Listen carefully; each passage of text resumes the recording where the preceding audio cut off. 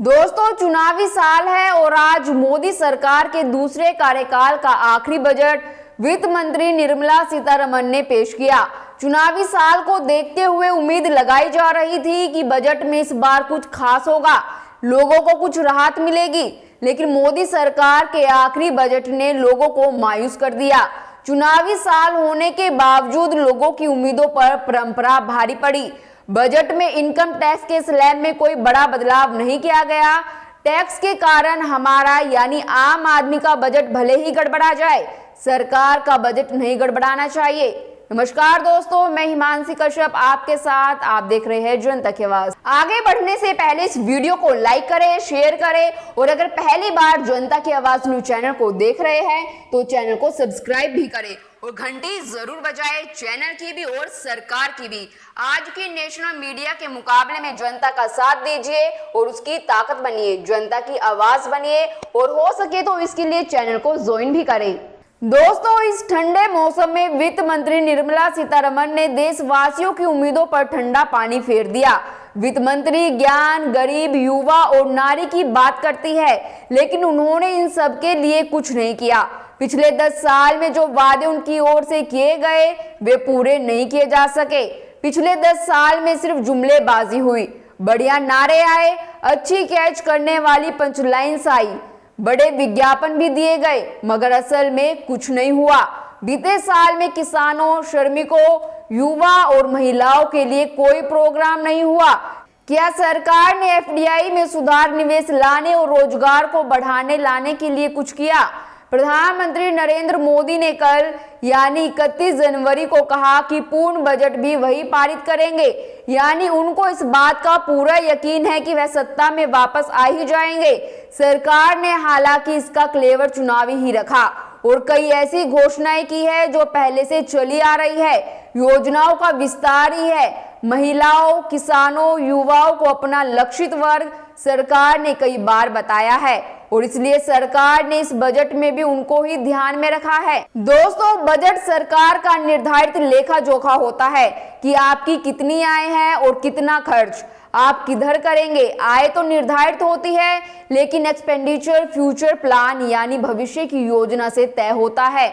जब future plan करते हैं तो इसमें सरकार के अपने कुछ एजेंडे होते हैं और उसी हिसाब से वह काम करते हैं। जब पूर्ण बजट पेश करते हैं तो गवर्नमेंट अपने एजेंडे पर अपनी प्रायोरिटी एक्सपेंडिचर के हिसाब से तय करती है। अब क्योंकि सरकार आने वाले साल में रहेगी या नहीं, इसकी कोई गारंटी चुनावी साल में नहीं होती, तो उसका मोरल ग्राउंड नहीं बनता कि इस हिसाब से बजट पेश करे। इसलिए सरकारें अंतरिम बजट ही पेश करती है। मोदी सरकार अगले साल रहेगी या नहीं रहेगी, जब ये तय नहीं हुआ तो कैसे वह प्लान कर सकते हैं कि मैं यहाँ एक्सपेंडिचर करूंगा, हम लोग इधर करेंगे। अंतरिम बजट सरकार का लेखा जोखा होता है। सरकार के पास पिछले साल का क्या खर्च होगा और जब तक इलेक्शन होगा तब तक हमारा व्यय किधर होगा, उसके आगे की बात नहीं होती है। सरकार अपने 4 सालों में देखेगी कि उसने क्या क्या काम किया है और उसी आधार पर आज वित्त मंत्री ने बजट पेश किया। खासकर जो पिछला वर्ष रहा है, हमारी अर्थव्यवस्था में जो सुधार हुआ है, अगर आप अपने आस पड़ोस के विश्व की किसी भी अर्थव्यवस्था से तुलना करें तो सरकार ने उस हिसाब से अपनी पीठ थपथपाई है और यह बताया कि जो उसकी प्रायोरिटी लिस्ट में है उसको वह बता सके। सरकार अभी तक जैसा परफॉर्मेंस कर रही है, इसमें अंतरिम बजट और पूर्ण बजट में किसी को कोई संदेह है। अगर पूर्ण बजट यही सरकार लेकर आएगी, इसलिए सरकार ने कुछ पॉइंट सेट किए हैं। जैसे सरकार ने दावा किया कि गरीब, महिलाओं, युवाओं और किसानों पर वह सबसे ज्यादा ध्यान दे रही है।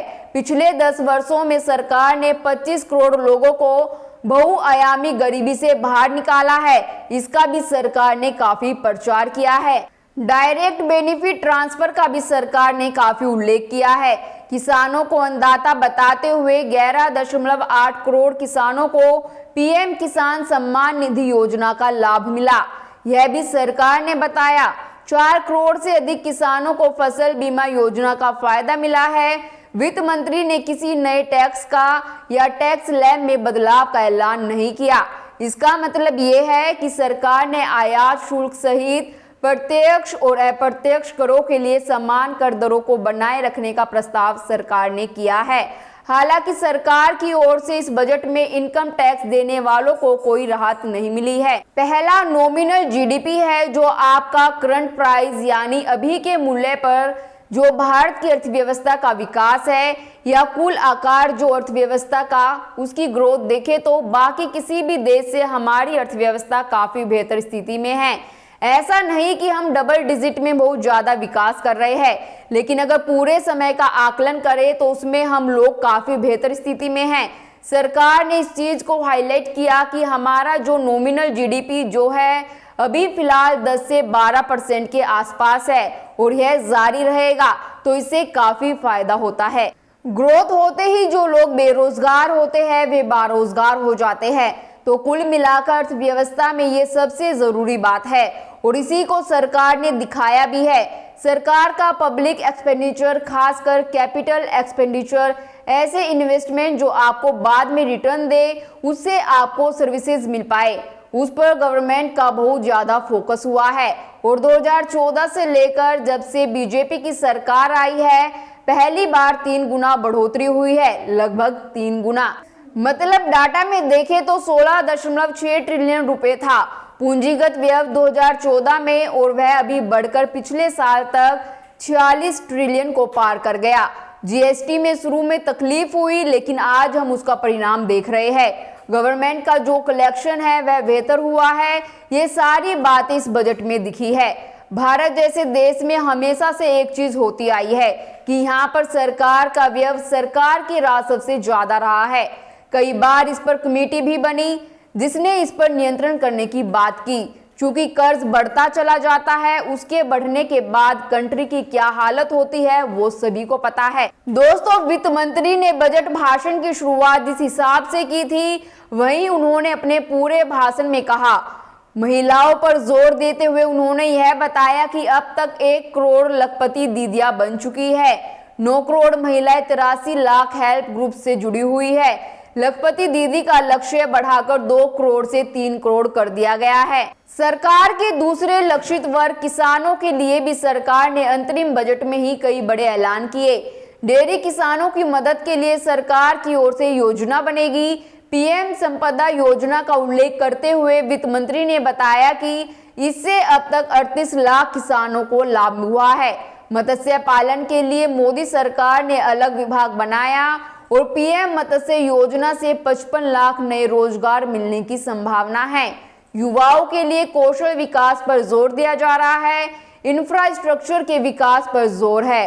और कुल मिलाकर यह बजट चुनावी नहीं है, क्योंकि सरकार के हाथ बंधे हैं, लेकिन फिर भी कई लोक लुभावन घोषणाएं सरकार ने की है। वित्त मंत्री ने कहा कि केंद्र सरकार की प्रधानमंत्री आवास योजना के जरिए 3 करोड़ घर के लक्ष्य को पाने की सरकार करीब है। अगले 5 साल में 2 करोड़ लोगों को और घर मिलेंगे। 1 करोड़ गरीबों के लिए घर में सोलर पैनल के जरिए 300 यूनिट मुफ्त बिजली पहुंचाई जाएगी।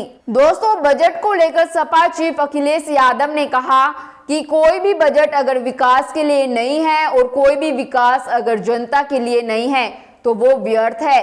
भाजपा सरकार ने जन विरोधी बजटों का 1 दशक पूरा करके एक शर्मनाक रिकॉर्ड बनाया है, जो फिर कभी नहीं टूटेगा, क्योंकि अब सकारात्मक सरकार आने का समय हो गया है।